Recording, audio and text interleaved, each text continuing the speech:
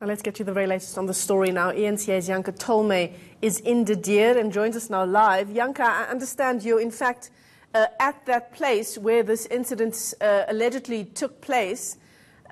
What do we know about what the children were doing there? Perhaps just outline for us why they were there in the first place.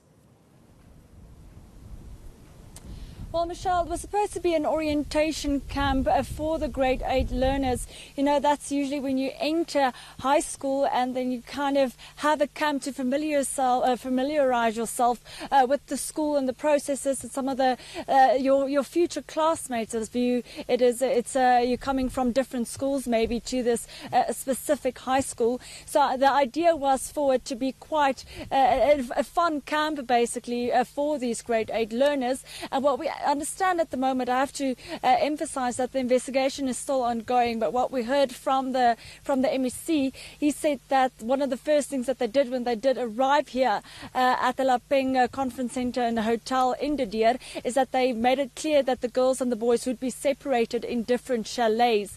But we understand then apparently the young girl then went to the boys' chalet apparently to smoke hubbly bubbly, and that is when the incident took place. We also understand that later 2 of the 3 boys apparently did admit that they were involved in some of these activities, but that was when they were not interrogated by police. So we have to emphasize that that is not the official investigation that's now ongoing, because we do understand even from the parents' side, they're saying that they believe that their children are in fact innocent. So it's still at a very delicate first stage of the investigation. We left just about half an hour ago, and when we were at the school, we did see the police actually coming to the school.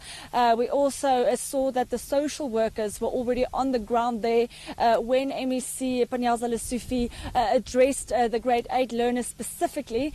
But specifically the 3 boys who have been implicated in the ordeal, they have been suspended from school. They are not there. Also the grade 8 girl, she's not at school. We do understand that the MEC is saying that they are keeping a close eye on her, putting her under 72-hour observation just to make sure that she does get the necessary support. And he cited a case where a young girl committed suicide after something similar happened, and she just couldn't bear or take what was happening, specifically how she was being treated at school. So he did appeal to the grade 8 learners to really support the girl during this time, but also try and understand what exactly happened, not to immediately blame the 3 boys until the final investigation has been concluded and we are sure we know exactly what happened over the weekend. Yeah, it's just an altogether heartbreaking situation, Janke. And I understand the MEC also taking some harsh action against the teachers who would have been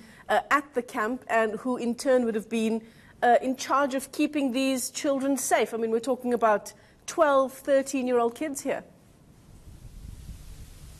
Yeah, that is one question that I did put to his spokesperson, Steve Mabona, saying that as a parent, you do send your kids to this school pretty sure that they will be looked after and there will be teachers present most of the time to make sure that, for example, the kids can't go to the boys' chalets, or the girls can't go to the boys' chalets, or the boys can't go to the girls' chalets.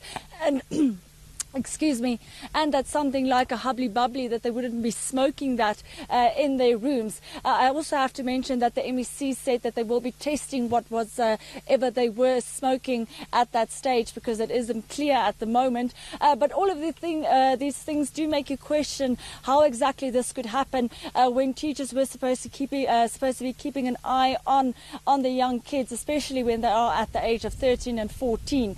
So they did say that they will have a full investigation into that as well, not just the incident, and they will have a full report on how the teachers could have let this happen and what will be done in the future to avoid anything similar happening. One of the steps that's already been taken is the fact that they cancelled all of these similar camps, these orientation camps, until they can figure out a way to make sure that this is not something that will ever happen at a similar camp in the future. Yeah, that'll come as cold comfort to all of the families involved here. Thanks very much for that update. Our reporter Janke Tolmay keeping a close eye on that story as it continues to develop. We're told police are now involved and investigations are well underway.